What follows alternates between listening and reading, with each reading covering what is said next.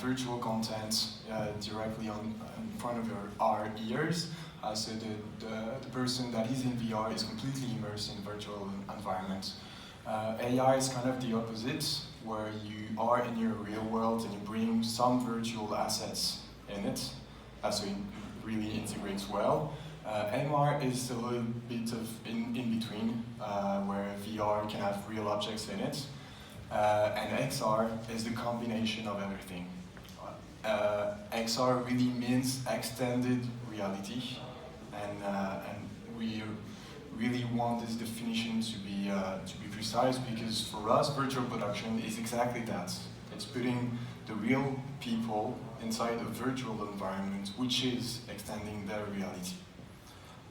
To explain you about how virtual production and XR works, it's basically a line of different technological blocks that are combined together in order to create this new tool.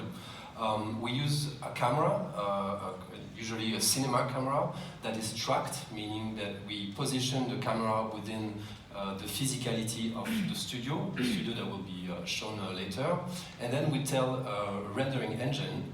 In our case, we use Unreal Engine that's created by our partner Epic Game, and we tell this engine where the camera is and what the camera sees. And through this image, we project this image onto an LED wall. And this is truly those blocks combined together are making virtual production a reality. So in this one, you can see exactly what the steps Louis was describing. You see the real camera, which has an operator in front of it on a crane, the real actor, and the Fougeroux, which is the view of the camera, so what the camera sees. And this is our extended reality. This is what the virtual comes into the real, and really our job in virtual production is to blend the real and the virtual together to make sure that we don't see the boundary between the two. Filming in XR in virtual production obviously has a lot of benefits. When you're shooting on location, let's say on a beach or outside, obviously you have to deal with weather. If you are able to create this door to any type of virtual universe, any type of metaverse in this case, you're able to control the weather, you're able to control the time of day, you're able to control the light, and obviously that's such a great advantage for production. You're also able to access all possible locations. Obviously it's slightly difficult to go to the moon. With XR, that's a possibility. You're able to project your actor, your decor directly into those inaccessible locations.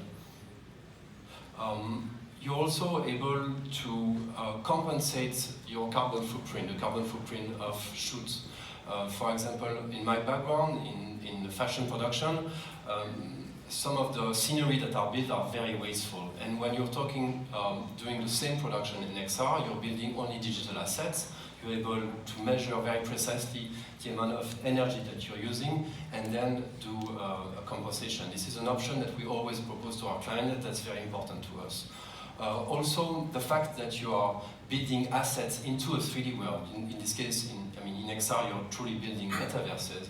You are able to reuse, to modify, and reuse in future projects those 3D assets that you're creating, thus leveraging the global cost of the production. So of course this technology is pretty new. It's been around for let's say 5 to 6 years, but it's really well known for the production of the Mandalorian by Disney and ILM, sorry. So of course, this is the studio that they've built in Los Angeles for filming the Mandalorian. It's huge. It's 23 meters wide, 6 meters high. There's a ceiling all over with LED walls. And that allowed the team to really navigate anywhere in the 3D worlds they created.